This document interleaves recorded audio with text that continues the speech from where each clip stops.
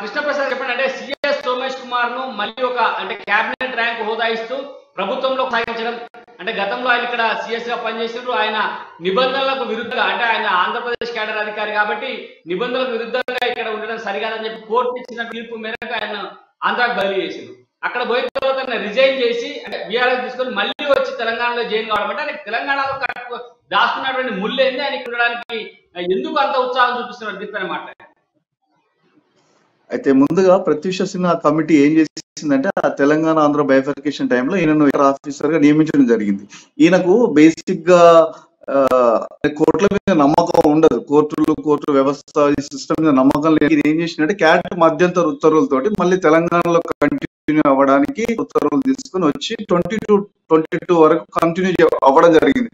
కల్పించుకొని ఇక్కడ పనిచేసే అవకాశం లేదని చెప్పి నన్ను ఇక్కడి నుంచి పంపించేసి ఇంట్లో పనిచేసే అవకాశం పనిచేయాల్సిన అవసరాన్ని తెలియజేసి అతను ఏపీ గవర్నమెంట్ రిపోర్ట్ చేయడం జరిగింది.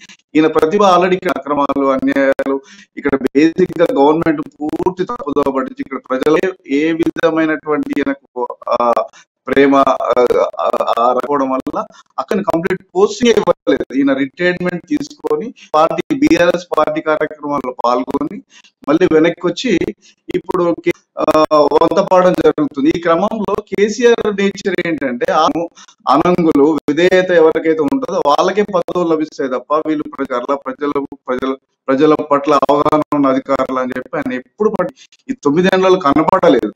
బేసిక్ గా ఈయన రావడం సంకేతంగా భావించవచ్చు. అంటే మనము ఇక్కడ ఉన్నటువంటి ప్రభుత్వ పథకాల మీద ఇతని ద్వారా కంట్రోల్ చేయిస్తూ ఇక్కడ ఉన్నటువంటి ప్రతి ఆఫీసర్ అడ్మినిస్ట్రేటివ్ ఆఫీసర్ కూడా పనిచేయకుండా ప్రతిదీ కూడా సిఎస్ సోమేష్ కంట్రోల్ పెట్టి అడ్లాయించాలనేది కేసీఆర్ యొక్క వ్యూహం అయి ఉండొచ్చు. బహుశా మేబీ ఇప్పటికైనా మనం ఆలోచించి ఇలాంటి ప్రతి చోట జరుగుతూనే ఉన్నాయి. కేసీఆర్ ఇక్కడ ఒక టీఎస్పీఎస్సీ నిర్వీర్యం చేసిరు, నిరుద్యోగం ఎక్కువైపోయింది. రెండో వైపు అధికారులు అంటే తెలంగాణేతరులను ఎప్పుడైతే కేసీఆర్ మీద ఉద్యమాలు చేసి తెలంగాణ ఉద్యమాన్ని నిర్మించి తెలంగాణ సాధించుకున్న కేసీఆర్ తెలంగాణేతరులను తీసుకొచ్చి మన మీద అధికారులుగా మన ప్రభుత్వ డబ్బు తెలంగాణ సొమ్ముతో వాళ్ళకు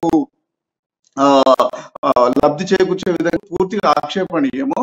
కాబట్టి సిఎస్ సోమేష్ కుమార్ ఇక్కడ మద్యం పాలసీలను రూపొందించిన వ్యక్తి, ఇక్కడ ఉన్నటువంటి కంప్లీట్ అక్రమాలకు సంబంధించి పూర్తి కాబట్టి అతన్ని నియమించడం ద్వారా లబ్ధి పొందాలనేది ఒక ఆలోచన మనకు కనపడుతుంది ఇక్కడ.